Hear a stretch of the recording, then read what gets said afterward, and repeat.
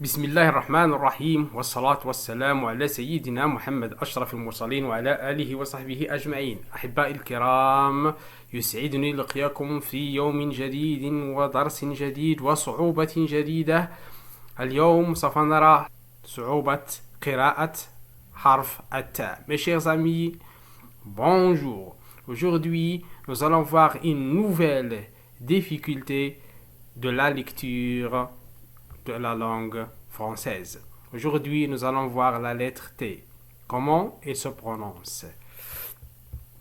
قبل أن أبدأ في درسي لهذا اليوم لا بأس أن أذكر أحبائي الكرام خاصة الجدد منهم بالاشتراك في قناتي بالضغط على الزر صابوني، ولا تنسوا كذلك الضغط على زر لايك إن أعجبكم الفيديو، ولا تنسوا مشاركته مع أصدقائكم لكي تعم الفائدة. على بركة الله، قبل أن أبدأ في درسي هذا اليوم لا بأس أن نقوم بمراجعة بسيطة للدرس الماضي. Alors لدينا A مع I يقرأ غي بي لي سي ني. قلنا أن Y يلعب دور I. لدينا هنا كوا نوا فوا موا توا توي سوي غوي بوي بوي. لمن لم يشاهد هذا الدرس سوف أضع له رابط السلسلة في الأسفل لكي يقوم بمراجعة الدروس الماضية. الآن ننتقل إلى ظاهرة اليوم. La lettre T fait le son T comme dans tartine où on entend deux fois le son T. حرف تاء يقرأ تاء مثل tartine ويوجد فيه حرفي تاء طاغتين. يمكن كذلك أن تقرأ على lettre T بس. La lettre T peut aussi faire le son S quand elle est suivie de ion, ien, ia, ie. متى ينطق حرف التاء بالسين؟ إذا كان متبوعا ب I وأمامه ماذا؟ une autre voyelle. مثلا لدينا I بعده حرف O، I بعده حرف E une autre voyelle la voyelle E، I بعده A la voyelle A، I بعده la voyelle E. La lettre T ne se prononce pas à la fin des mots ou des noms comme chat. إذا T إذا كان في الأخير لا ينطق إلا ببعض الاستثناءات مثل chat. إذا في البداية سنرى متى ينطق T بس.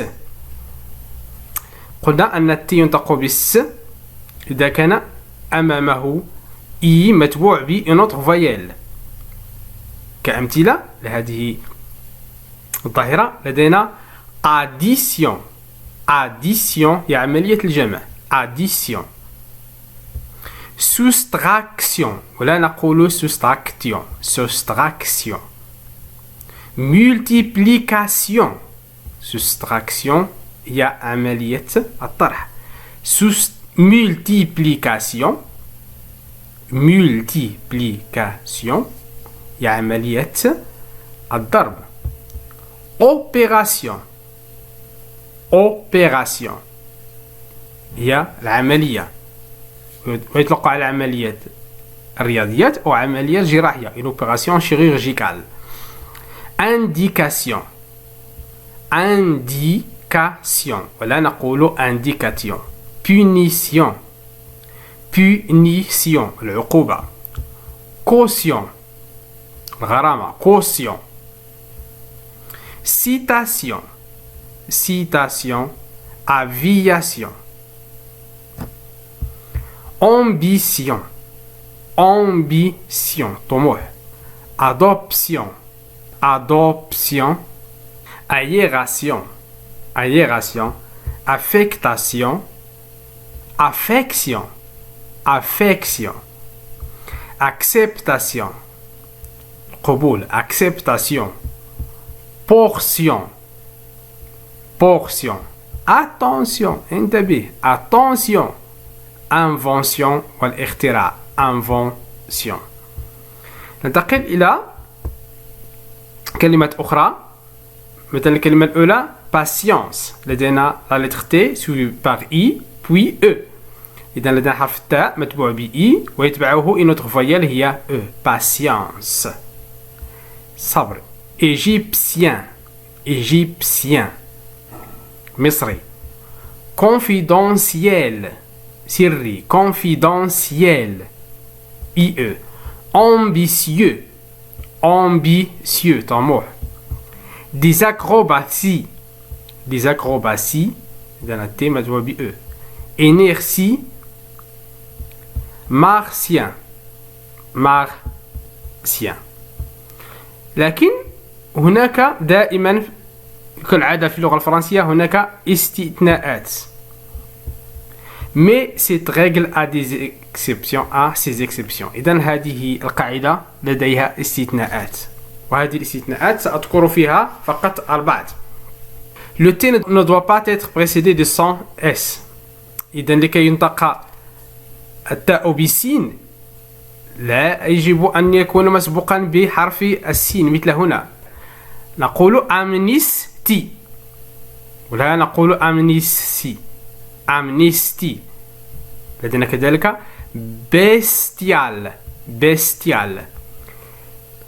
christianisme christianisme. vestiaire dans certains mots qui comportent un S la règle A s'applique.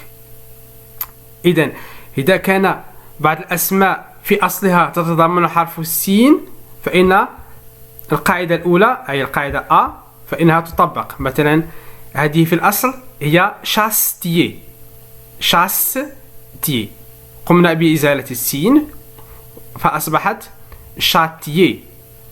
étiage في الأصل هي استياج étiage. chrétien مسيحي.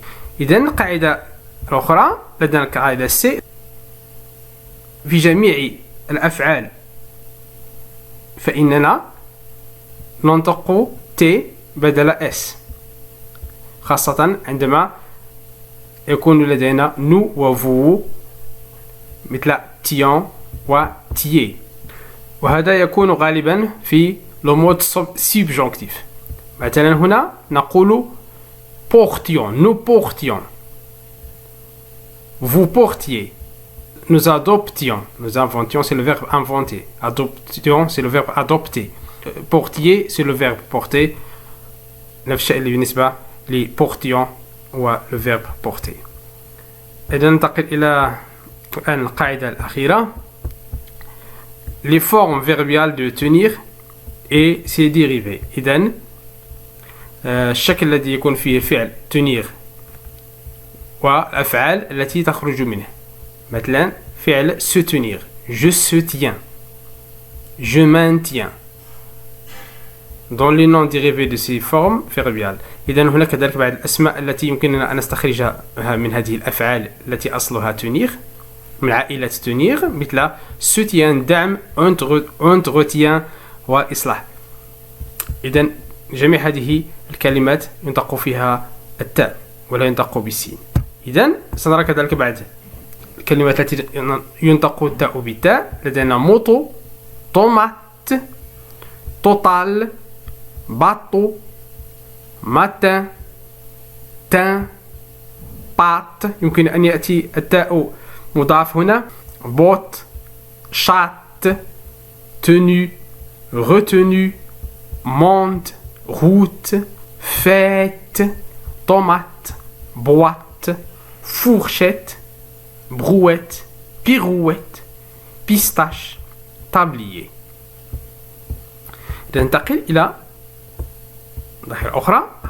يمكن كذلك الحرف التاء أن يكون صامتا أي لا ينطق في آخر الكلمة. وكمثال لدينا شا القط بلا الصحن amusant ممتع vert أخضر le toit temps pourtant fort mécontent content mécontent هو قلق mécontent فرحان chiot وصغير الكلب le petit des chiens debout واقف combat إلى آخره. ولكن كالعادة هناك استثناءات استثناءات. إن شاء الله في الدرس المقبل سوف أقدم لكم استثناءات، أي الكلمات التي يكون فيها حرف التاء في الأخير وينطق مثل الأخير. لدينا تي، إذا كان قبله أ فإنهما ينطقان معا أي، مثل تابوغي، ميناغي، باكي، بريكي، ديشي، جوي، جيلي، فيلي، تراجي، رغري. إذن لدينا هنا حرف التاء اختفى تماما، لكنه باندماجه مع الحرف أ فإنهما كونا لنا صوتا آخر هو A. إذن أحبائي الكرام، إلى هنا انتهى درسي لهذا اليوم. أمل أن يكون قد نال إعجابكم.